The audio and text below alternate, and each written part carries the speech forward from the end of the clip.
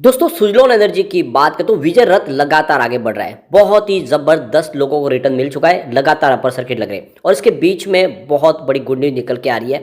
यहाँ पे अब एमएससीआई इंडेक्स में शामिल होने की संभावना बन रही है सुजलॉन की। आने वाले समय में इसमें और ज़्यादा निवेश आ सकता है, यानी जो विदेशों के बड़े फंड हाउस है वो भी इन्वेस्टमेंट कर सकते हैं। इसके अलावा मिड कैप में भी शामिल होने की संभावना बनने लगी है। तो क्या सुजलॉन के लिए पूरी तरह से गोल्डन पीरियड शुरू हो चुका है और क्या ये मौका है जब खरीदारी कर ले? वैसे तो ये स्टॉक मैंने आपको लगातार बताया जब इसकी प्राइस 2 रुपये के आसपास थी। अब आप देख सकते हो कि 36 तक पहुंच चुका है। बहुत ही ज़बरदस्त रिटर्न दिया है। अब आगे की क्या संभावना है, मैनेजमेंट के क्या बयान है, उसको समझने की कोशिश करेंगे और जो बड़ी डील है उसको भी डिस्कस करेंगे और आगे की क्या रणनीति हो सकती है। वैसे तो ये रिजल्ट इस बार बेहतर रहा था और रिजल्ट के बाद इसको ऑलरेडी अच्छा ट्रिगर मिल चुका है, काफ़ी अच्छा तेज़ी से दौड़ रहा है। अभी भी फिलहाल एएसएम लिस्ट में शामिल है लेकिन उसका कोई फर्क नहीं पड़ रहा है, अपर सर्किट तो लगातार लग रहे। तो आगे की रणनीति को समझने की कोशिश करेंगे और क्या इस समय इन्वेस्टमेंट किया जा सकता है। लेकिन फ्रेंड उससे पहले अगर आप पहली बार हमारे चैनल पे आए तो चैनल को सब्सक्राइब कर दीजिए, एक बेल आइकॉन दबा दीजिए ताकि जब भी नया वीडियो बने पहला नोटिफिकेशन आपको मिले। वीडियो पसंद आए तो लाइक से जरूर कीजिए। चलो फ्रेंड्स, तो सुजलॉन एनर्जी की बात करें तो स्टॉक की शुरुआत अपर सर्किट पर ही हुई और देख सकते हो कि यहाँ पे सर्किट नहीं खुला और बीएससी में कामकाज ज़्यादा हुआ है। एनएससी में तो मौका नहीं मिला लोगों को, लेकिन बीएससी में यहाँ पे कुछ ट्रेडिंग हुई है और वहाँ पे लोगों ने, बड़े फंड हाउस ने जम के खरीदारी भी की है। इसकी परफॉर्मेंस अगर हम देखें 30 अक्टूबर को स्टॉक 31.55 के आसपास था, जहाँ पे 1.7% की गिरावट हुई थी। प्रॉफिट बुकिंग की वजह से स्टॉक नीचे आया था। 31 अक्टूबर की बात करें तो स्टॉक 30.60 के आसपास आया था 3% की गिरावट के साथ में, और ये एक तरह से मौका आया था अच्छा खासा। और उस समय भी मैंने कहा था कि प्रॉफिट बुकिंग के बाद स्टॉक फिर दौड़ेगा। काफ़ी लोग कह रहे थे कि अब की बारी ये सीधा फिर से 24-25 पे मिलेगा, लेकिन ऐसा हुआ नहीं। आप देख सकते हो स्टॉक अब 36 तक पहुंच चुका है। 1 नवंबर की बात करें स्टॉक 31.30 के आसपास क्लोजिंग दी, जहाँ पे 2.3% की गिरावट तेजी बनी। 2 नवंबर की बात करें स्टॉक सीधा 32.65 के आसपास पहुंच गया 4.3% की शानदार तेजी के साथ।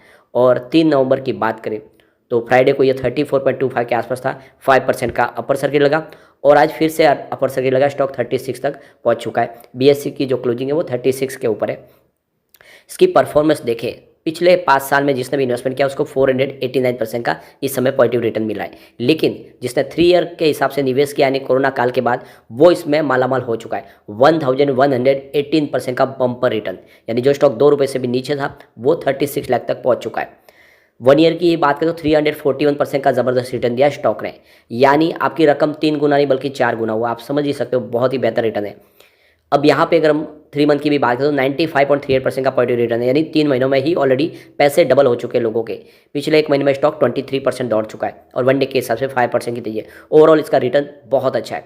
और अब जो लेटेस्ट अपडेट निकल के आ रही है, सुजलॉन एनर्जी एमएससीआई इंडेक्स के अंदर शामिल हो सकता है। तो यहाँ पे नोमा अल्टरनेटिव की तरफ से जो रिसर्च रिपोर्ट जारी की गई उसमें कहा गया कि सुजलॉन एनर्जी के अंदर पोटेंशियल है कि यह एमएससीआई ग्लोबल स्टैंडर्ड इंडेक्स के अंदर शामिल हो सकता है। तो ये जो रिपोर्ट है ये कह रही है कि एमएससीआई के इंडेक्स के अंदर शामिल होने की पूरी प्रबल संभावना है सुजलॉन की, और अगर सुजलॉन इस इंडेक्स में शामिल हो जाता है तो करीब $193 मिलियन का नया इन्फ्लो आ सकता है, यानी एक बड़ा इन्वेस्टमेंट और आ सकता है सुजलॉन में। तो इसी नवंबर महीने में कंपनी अनाउंसमेंट हो सकती है। आप देख लो कि नए इंडेक्स में शामिल होने की संभावना बन सकती है। तो 15 नवंबर को इसकी अनाउंसमेंट हो सकती है कि यहाँ पे सुजलॉन अगर इसमें आ जाता है तो फिर सुजलॉन के लिए बहुत सारी पॉजिटिव संभावना बन सकती है। कुछ और कंपनियां पे जिनकी संभावना बनी हुई है कि जो एमएससीआई इंडेक्स में आ सकते हैं, तो उसमें आप देखें तो पेटीएम है, पॉलीकैब इंडिया, मैक्रोटेक, इसके अलावा टाटा कम्युनिकेशन और टाटा मोटर्स डीवीआर। तो ये कुछ कंपनियों का संभावना है कि यहाँ पे इस लिस्ट में शामिल हो सकते हैं, इस इंडेक्स में आ सकते हैं। इसके अलावा जो association of mutual funds in India है, एएमएफआई लिस्ट, उसमें भी सुजलॉन एनर्जी स्मॉल कैप से मिड कैप में शिफ्ट हो सकता है, यानी इसका मार्केट कैप बढ़ चुका है। जिस तरह से इसका प्रदर्शन पॉजिटिव है तो ये अब मिड कैप की कैटेगरी में जाने को तैयार हो चुका है, यानी जल्द ही सुजलॉन एनर्जी मिड कैप बन सकता है। और अगर ऐसा हो जाता है एएमएफआई लिस्ट में अगर ये मिड कैप में शामिल हो जाता है, जनवरी 2024 से ये लिस्ट लागू होगी और आप देखें तो इसकी शुरुआत और फरवरी से ये इफेक्टेड हो जाएगी। तो अगर ऐसा होता है तो बहुत सारे ऐसे म्यूचुअल फंड्स वगैरह जो सिर्फ मिड कैप में इन्वेस्टमेंट करते हैं उनका इन्वेस्टमेंट भी सुजलॉन में आना शुरू हो जाएगा। एक तरह से सुजलॉन बहुत ज़्यादा सेफ और सिक्योर हो सकता है और एक नई तेजी के लिए तैयार हो सकता है। वैसे तो सुजलॉन में बहुत कुछ पॉजिटिव हुआ है। एक बड़ी अपडेट और निकल के आ रही है, ओडिशा गवर्नमेंट भी यहाँ पे करीब 4,940 करोड़ रुपीज़ का इन्वेस्टमेंट विंड एनर्जी सेक्टर में करने जा रहे हैं और विंड एनर्जी के लिए यहाँ पे कुछ संभावना तलाशी जा रही है। जैसे कि आपको पता ही होगा, राजस्थान, गुजरात, कर्नाटका, तमिलनाडु, महाराष्ट्र ये ऑलरेडी विंड एनर्जी में काफ़ी आगे है, लेकिन अब ओडिशा सरकार भी अपनी तरफ से कोशिश करी है, तो एक बड़ा इन्वेस्टमेंट की संभावना बन रही है। ऐसे में सुजलॉन के लिए अपॉर्चुनिटी निकलती दिखाई दे रही है। अब हिमांशु मोदी जो चीफ फाइनेंशियल ऑफिसर है सुजलॉन एनर्जी के, उनकी तरफ से जो बड़ा बयान निकल कर आया कि हमने जो हमारा नेट कैश फ्लो इस समय हमारे पास 599 करोड़ के आसपास है, और एक तरह से देखें तो जो हमारा डेट था 1180 करोड़ का 2023 मार्च में, उसकी जगह पे अब हम कैश पे है और लगातार हमारा प्रदर्शन काफ़ी अच्छा हो रहा है। सबसे बड़ी बात है, कंपनी के एबिटाडा में 8% की वृद्धि देखने को मिली है, जो 224 करोड़ के आसपास है। पिछले साल सेम क्वार्टर में 207 करोड़ के आसपास था। तो कुल मिला के प्रदर्शन काफ़ी अच्छा हो रहा है, अंदर से परफॉर्मेंस अच्छी हुई है। इस बार खर्च भी कम रहा है कंपनी का, करीब 1291 करोड़ के आसपास, जबकि पिछले साल सेम क्वार्टर में 1427 करोड़ के आसपास था। सबसे बड़ी बात है कंपनी की ऑर्डर बुक, 1613 मेगावाट की ऑर्डर बुक है कंपनी की, और काफ़ी बड़े बड़े इनके पास इस समय प्रोजेक्ट है। काफ़ी बड़े कॉर्पोरेट हाउस के प्रोजेक्ट कंपनी कर रही है। जेपी छलसानी की तरफ से इसका बयान दिया गया है कि हमारे पास इस समय ऑर्डर बुक मजबूत है और इस वजह से आने वाले समय हम और तेज़ी से कारोबार को आगे बढ़ाएंगे। स्पेशली इनका 3 मेगावाट सीरीज काफ़ी पॉपुलर है, उसके लिए इनके पास काफ़ी ऑर्डर है। अब कुछ बड़ी डील की तरफ चलते हैं जिसकी वजह से ये अपर सर्किट लगा। सुबह 9:15 पर 36.16 की प्राइस से यहाँ पे करीब 41,60,000 शेयरों की एक बड़ी खरीदारी हुई। फिर उसी समय 9:15 पर 36.16 की प्राइस से यानी अपर सर्किट पर करीब 27 लाख शेयरों की एक बड़ी खरीदारी और हुई। फिर उसी समय 9:15 पर 36.16 की प्राइस से ही यहाँ पे करीब 49,98,000 शेयरों की एक बम्पर खरीदारी हुई। और उसके बाद अगर आप देखें तो 9:21 पर 35.95 की प्राइस से यहाँ पे करीब 10 लाख शेयरों की एक खरीदारी हुई। फिर 9:31 पर 35.95 की प्राइस से 10 लाख शेयरों की एक खरीदारी और हुई। फिर 9:32 पर 35.95 की प्राइस से यहाँ पे करीब 10 लाख शेयरों की एक खरीदारी और हुई। फिर 12:34 पर 36.16 की प्राइस से यहाँ पे करीब देख सकते हो कि 15 लाख शेयरों की एक बड़ी खरीदारी हुई। तो देख सकते हो कि सारी की सारी डील खरीदारी की है और ये सब अपर सर्किट के अंदर ही बड़ी डील हुई है।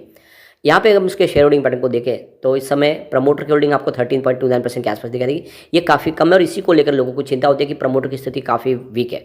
लेकिन प्रॉब्लम ये है ना कि प्रमोटर के पास पैसे नहीं थे, उन्होंने अपने शेयर बेच के इस कंपनी को आगे बढ़ाने की कोशिश की है। बहुत समय लगा, बहुत ज़्यादा रिस्क है, कंपनी बाहर निकली है। 10 से 15 साल का पीरियड बहुत ज़्यादा खराब था कंपनी के लिए। आप देख सकते हो कि कंपनी डूबने की कगार पे थी।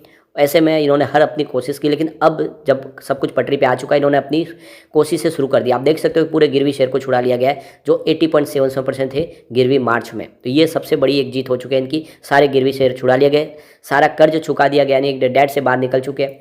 अब आप देख सकते हो कि एफआई ने भी यहाँ पे इसका फायदा उठा के निवेश को बढ़ा दिया है। 7.64% होल्डिंग थी मार्च में, जो 10.88% के आसपास आ गई है। इसके अलावा डीआई की जम के खरीदारी हो चुकी है। 1.20% की होल्डिंग थी मार्च में, जो 6.39% तक आ गई है। तो डीआई ने भी बहुत भारी निवेश किया है। म्यूचुअल फंड ने जम के खरीदारी की। आप देखोगे 0.08% होल्डिंग थी मार्च में, जो 4.70% के आसपास आ गई है। तो एफआई, डीआई और म्यूचुअल फंड सब के सब बहुत भारी निवेश करें। अगर यहाँ पे सिर्फ होल्डिंग कम हो तो वो है जनरल पब्लिक की। 76.66% होल्डिंग थी मार्च में, जो घट के 69.44% के आसपास आ गई। तो जनरल पब्लिक अपने शेयर बेच रहे हैं और सारे के सारे शेयर एफआई, डीआई और म्यूचुअल फंड के पास जा रहे हैं, जबकि ये कमाने का मौका है। अब शेयर की प्राइस बढ़े तो ऐसे में आपको इन्वेस्टमेंट को रखना चाहिए। यहाँ पे कुछ बड़े म्यूचुअल फंड ने भी जम के खरीदारी की है। आप देख लो कि 361 फोकस ने यहाँ पे 127 करोड़ का इन्वेस्टमेंट किया है। बंधन फ्लैक्सी कैप डायरेक्ट ने यहाँ पे 122 करोड़ का इन्वेस्टमेंट किया है। ICICI Pru mid cap direct ने 88 करोड़ का इन्वेस्टमेंट किया है। HDFC large cap and mid cap ने 88 करोड़ का इन्वेस्टमेंट किया है। इन्वेस्को इंडिया कॉन्ट्रा ने यहाँ पे 87 करोड़ का इन्वेस्टमेंट किया है। इसके अलावा बंधन स्टर्लिंग वैल्यू ने भी 86 करोड़ का इन्वेस्टमेंट किया है। यूटीआई वैल्यू डायरेक्ट ने 78 करोड़ का इन्वेस्टमेंट किया है। ICICI Pru mid cap direct ने 73 करोड़ का इन्वेस्टमेंट किया है। बंधन टैक्स एडवांटेज ने 64 करोड़ का इन्वेस्टमेंट किया है और एचडीएफसी मल्टी कैप ने 58 करोड़ का इन्वेस्टमेंट किया। तो देख सकते हो कि काफ़ी बड़े म्यूचुअल फंड ने बहुत ज़बरदस्त खरीदारी की। ऐसे में भी आप भी ये मौका है लॉन्ग टर्म का लेकर खरीदारी करिए, आने वाले समय आपको मालामाल कर देगा। लेकिन फ्रेंड, कोई भी इन्वेस्टमेंट करने से पहले अपने फाइनेंशियल एडवाइजर के बारे में ले ले या अपना खुद का रिसर्च करें, क्योंकि मैंने वीडियो आपके एजुकेशनल पर्पज़ के लिए ही बनाया। वीडियो पसंद आए तो लाइक शेयर कीजिए और चैनल को सब्सक्राइब कर दीजिए। Thank you friend.